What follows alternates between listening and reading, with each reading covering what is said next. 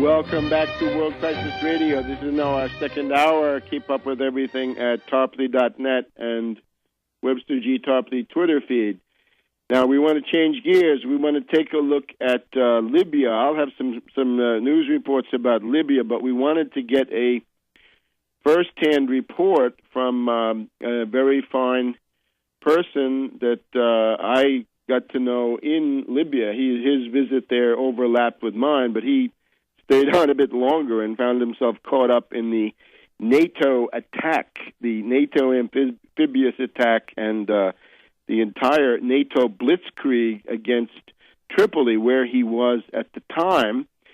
So what we'd like to do is to get from him a kind of an overview, a briefing that I think he's prepared, so we can just sail right through it, and I'll maybe ask a couple of questions at the end, but give him this entire 9 or 10 minute segment.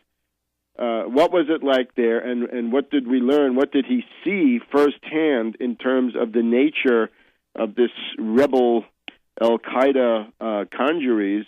And he was, of course, in the Rixos Hotel at the point that had become kind of the center of world news around the 20th to the 25th of August. And this is Darius Mahdi Nazem Roaya from Canada. So welcome, Mahdi.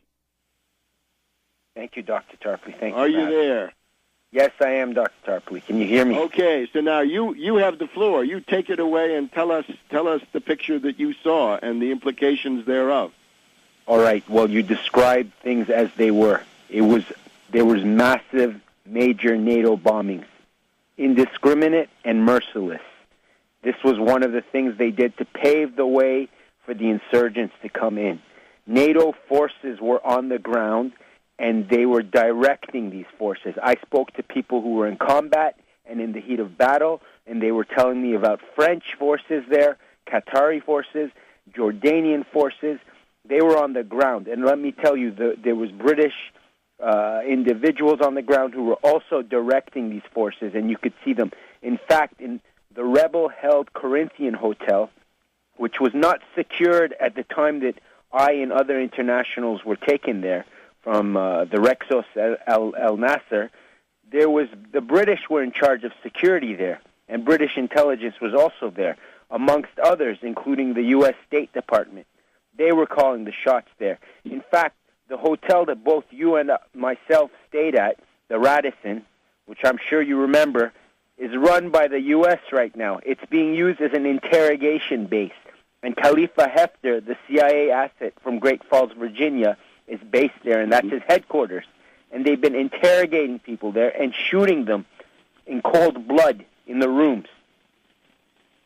I also want to mention that the insurgents were brought in through an amphibious assault after the merciless bombings, and there was also simultaneous helicopter attacks on the civilian checkpoints. They were manned by volunteers, militia, military, and police. The checkpoints were heavily attacked, not just in Tripoli, but in all the towns and cities west of Tripoli, on that highway between Jerba to Tripoli. Same thing with the Western Mountains, where U.S. Special Forces were on the ground. I can also tell you that the U.S., for over a month, was negotiating with the regime in Tripoli, the government in Tripoli, to free some Americans who were captured, servicemen, I believe, Special Forces who were captured, 4 individuals. And I can also add that on my way out from Tripoli, sailing through the Mediterranean Sea to the island state of Malta, there were 3 Italian individuals who were also caught. They were prisoners. They were mercenaries or Italian special forces, one or the other.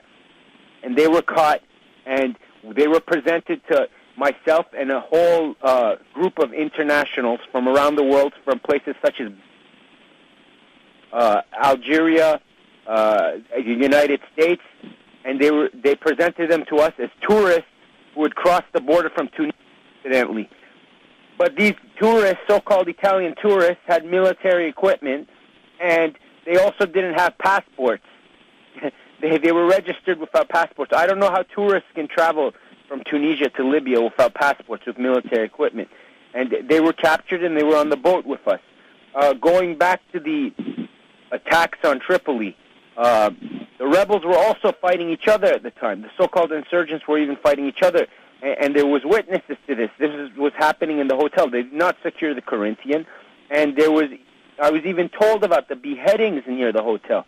People were being beheaded, and now witch hunts, McCarthy-style witch hunts, more than McCarthy-style, because it's going beyond the borders of political intrigues.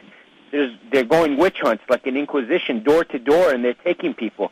So many people have been injured. The Red Cross, in fact, if memory serves me correct, and I'm sure it has, said that 3,000 people died in 2 days, just 2 days. They've destroyed whole areas of Tripoli. It looks like Mogadishu or Kabul or Civil War Beirut. They've destroyed Tripoli and the surrounding districts. Whole buildings have been turned into rubble, not just in Tripoli, throughout Libya. And I'm shocked that democracy now has actually said that there's no destruction to the infrastructure. That's not true at all. Even the CBC, the Canadian Broadcasting Corporation here in Canada, has shown towns that have been demolished. So I don't know where Democracy Now! Is getting its information from. There is no euphoria there. There's a state of fear. You know, the deputy foreign minister of Libya was arrested, and him, like many other people, they've been forced to say they're with the rebels the whole time. There's a state of fear, and people are silent in Tripoli because of this fear, and they're saying they're with the rebels, when that's not true at all. Not true at all. A blanket of fear has been imposed there, and the United States is calling the shots. It might be an American who's going to lead the Transitional Council and run Libya, just like how it was an American who ran the Provisional Coalition Authority and Anglo-American occupied Iraq. So we can clearly see that it's the United States and NATO that control this country, and it's an imperialist war. And they want this war to last. I've been reading documents about how they're saying that the fighting in Libya is going to last for several years. So they want another Somalia. They want another Afghanistan. They want the Transitional Council to be divided. They want fighting between Gaddafi's side and the rest of the country. And I want to add that Dr. Musa Ibrahim, the official spokesman of the Libyan government, he's right now in Bani Walid fighting. He's fighting. And I want to say that I support this man. I had my differences with him, but he's fighting for his country, and this is what's going on. So many people have been forced to fight. They're not telling you in the media about Bani Walid. They're not telling you about the southern suburbs of Tripoli where there's fighting. They're not telling you about Sirte. They're not telling you about the attacks on black-skinned Libyans who are just as Libyan as anybody else. There's a lot of Black Panthers have moved to Libya because they find it a more equitable place than the United States. And I want to point that out, and I want to point out that black-skinned Libyans are being attacked. And the United States and the media, such as Al Jazeera and Al Arabiya and the BBC, the British Broadcasting Corporation, all have a hand in this. And they had a lot of spies on the ground, Dr. Tarpley. Maybe if our listeners have any influence over Amy Goodman, we should demand that she let you on there on that Hypocrisy Now program.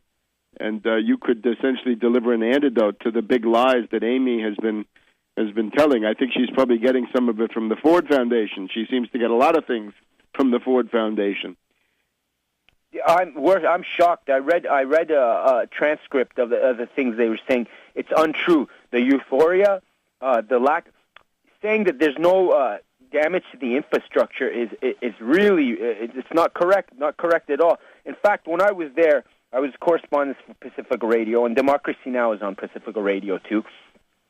They were never speaking about Libya on Democracy Now!, only towards the end, and it was very short. You know, this is an important war, this NATO barbaric war of aggression NATO is waging against this North African country, but they never mentioned it, and only towards the end would they mention it, and they would mix it up with the news about Syria, and they're saying the same thing about Syria. Libyan model is being repeated in Syria, and it's going to be repeated in Algeria. Hang on 1 second. We'll get a wrap up. We'll give you another couple of minutes after the break. Okay? You can stay. Okay, sure.